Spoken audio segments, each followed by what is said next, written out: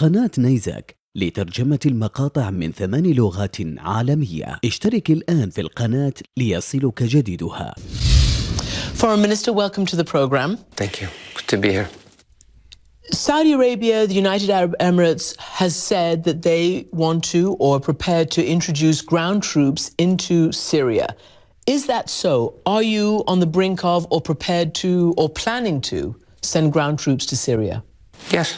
What we said is that if the international coalition against Daesh, which we are a part of and have been since the very beginning, decides that it will introduce ground troops to Syria in addition to the current air campaign, we have said that the Kingdom of Saudi Arabia is prepared to contribute special forces to this effort.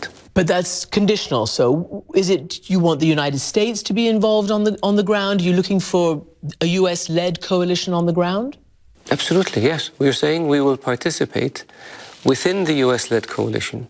Should this coalition decide to send ground troops into Syria, or that we were prepared to send special forces with those troops. Do you think that's at all likely? In all the conversations you've had, there have been long conversations overnight. You've been speaking to the Russian foreign minister. Do you think it's likely that that's going to happen? I can't tell you what will happen and what will not happen. I can tell you that there's some serious discussion going on with regards to looking at a ground component in Syria, because there has to be a possibility of taking and holding ground that one cannot do from the air. I wonder what you make of what the Russian Prime Minister, Dmitry Medvedev, said, and I don't know whether Sergei Lavrov, the foreign minister, repeated it, that if Saudi Arabia or other Gulf nations introduce troops into Syria, there will be a new world war in Syria. I believe that's an exaggeration. The international coalition was operating in Syria since September of 2014. The Russians entered in order to fight Daesh, ISIS. Russia entered into Syria this fall in order to support Bashar al-Assad. What is your assessment of the strength of Bashar al-Assad now, given the 3.5 months of Russian airstrikes that have supported him? I believe Bashar al-Assad is weak, and I believe Bashar al-Assad is finished, and I believe Bashar al-Assad has no future in Syria. Bashar al-Assad butchered, massacred and killed his people, men, women and children, and his military couldn't save him. So he prevailed upon the Iranians to come and support him, who sent their Quds forces and their revolutionary guards, and they in turn couldn't save him. So Iran and Bashar al-Assad mobilized Hezbollah, Shia militias from Iraq, Pakistan, Afghanistan, and they in turn couldn't save him. And now we have Russia going into Syria in support of Bashar al-Assad, and they will not be able to save him. A man who's responsible for the murder of 300,000 plus people, the displacement of 12 million people, the destruction of a country, is a man with absolutely no future in this country. And yet, you've all been sitting around a table for hours, and the word that has come out is that there is a potential de-escalation underway, there's a potential for humanitarian aid and a lifting of the sieges.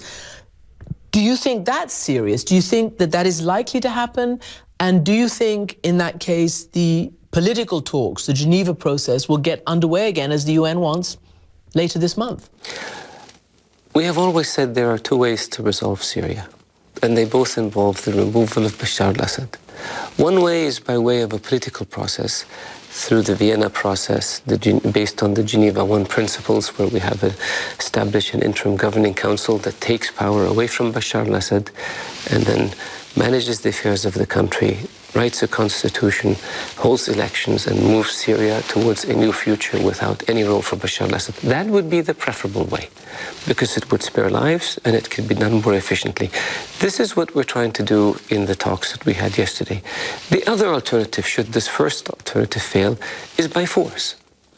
Bashar al-Assad will leave, have no doubt about it.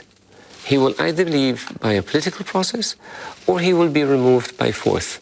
The Syrian people will not accept him being in power. How do you, though, envision removing him by force? Because as you've said, Saudi Arabia, would not engage on the ground unless it was led by the United States. The United States doesn't seem at all in a position to change its policy of intervening, or rather of non-intervention. And there are opposition forces who I'm sure you hear from who believe that support of the US is fading for them, that maybe they're going to be hung out to dry. And as we see, Bashar Assad's forces are making gains around Aleppo. I believe that currently we're trying to explore the possibility of bringing about a transition in Syria through a political process where the agreement that was made yesterday was a very important one. It starts with an immediate supply of humanitarian assistance to the affected areas of Syria within the next day or two, and then it calls for a cessation of hostilities, essentially a pause, so that we can test the intentions of the Syrian regime and its allies. We will push as much as we can to ensure that the political process works, but if it doesn't work, it will be because of the obstinance of the Syrian regime and that of its allies. And should that prove to be the case, then it becomes clear that there is no option to removing Bashar al-Assad except by force. The conflict or the adversarial relationship between Iran and Saudi Arabia has, many people said, really poisoned the atmosphere around the region, that it makes everything that much more difficult. I'd wonder if you could respond to an interview, or at least part of an interview I did with your Iranian counterpart, Javad Zarif. Take a listen.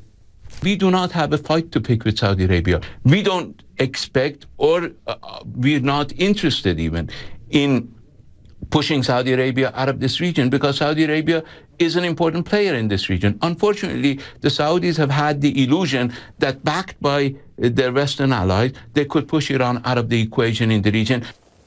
I find it comic that the foreign minister of the country that is single-handedly responsible for the mischief in the region for the past 35 years would say this. We have had no hostile intentions towards Iran. We have not tried to exploit Iran's sectarianism. We have not tried to exploit Iran's minorities. We have not assassinated Iranian diplomats or blown up Iranian embassies. We have not smuggled explosives in Iran. We have not planted terrorist cells inside Iran. It's Iran that has established Hezbollah in Lebanon, the world's #1 terrorist organization. It's Iran that is fighting to keep a brutal dictator responsible for the death of 300,000 Syrians and the displacement of 12 million in power. And it is Iran that has mobilized sectarian militias from Iraq, Afghanistan, Pakistan to support this dictator, not Saudi Arabia. And yet you are around the table in the support group as the principals around the table. Can you compartmentalize that and move this process forward? Or how does that, what you've just said, play out around the table? We have always said that we would like to have good relations with Iran. Iran is our neighbor. They have been our neighbor for the past 5,000 years and will remain our neighbor for the next 5,000 years. It's a fact of geography. But neighbors have to live with each other based on the principle of good neighborliness and the principle of non-interference in the affairs of others. We have no ill will towards Iran. We have committed no aggression against Iran. We have been on the receiving end of it. So if Iran changes its behavior, acts like a normal country, stops interfering in the affairs of other countries, then yes, it will be a welcome member of the neighborhood and the international community. Do you think America is leading enough in the solution to the end of the war in Syria?